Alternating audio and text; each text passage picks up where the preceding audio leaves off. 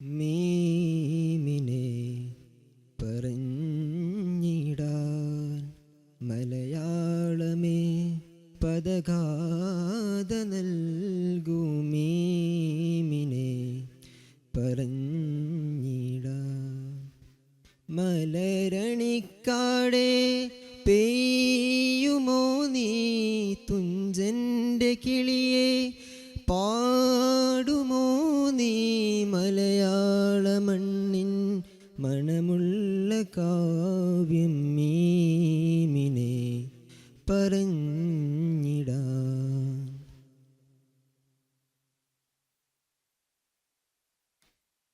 പൂവിനെ പോൽ പൂമാൻ നബി എന്ന് പണ്ടൊരു ശായിർ ശീലായി പാടി.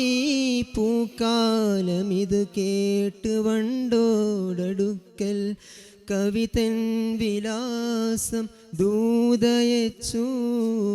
വാടുമീ പൂവുകൾ തൻ കാന്തി എങ്ങനെ വീഴുമീ സൂനങ്ങൾ സൗരഭ്യമെങ്ങനെ. മഹമൂദിൻ വടിവോട് ഉപമിക്ക എങ്ങനെ. മീമിനെ പറഞ്ഞിടാൻ മലയാളമേ പദഗാഥ നൽകൂ.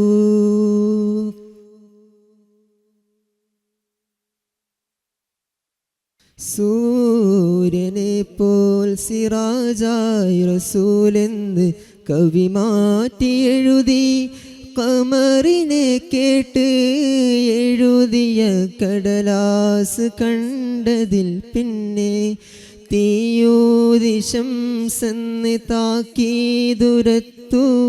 നൂറും നൂറായ ആറ്റൽ മുഹമ്മദ് എന്നോടുപമിച്ച് ചെറുതാക്കരുതേ. മീമിനെ പറഞ്ഞിടാൻ മലയാളമേ പദഗാഥ നൽകൂ.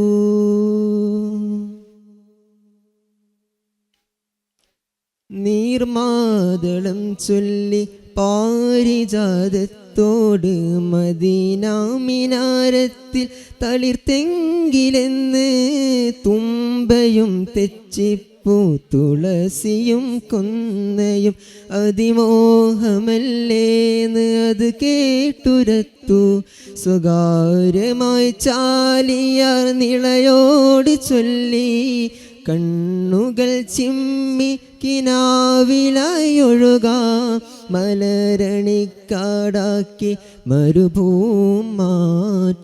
മീമിനെ പറഞ്ഞിടാൻ മലയാളമേ പദഗാഥ നൽകൂ.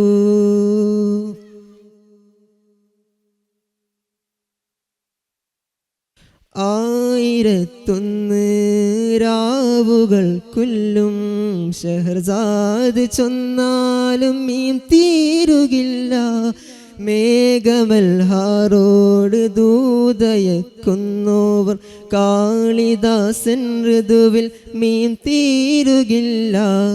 ആംഗലേയത്തിൻ്റെ സാഹിത്യ സുൽത്താൻമാർ ഒന്നായി കോർത്താലും മീമാവുകില്ല.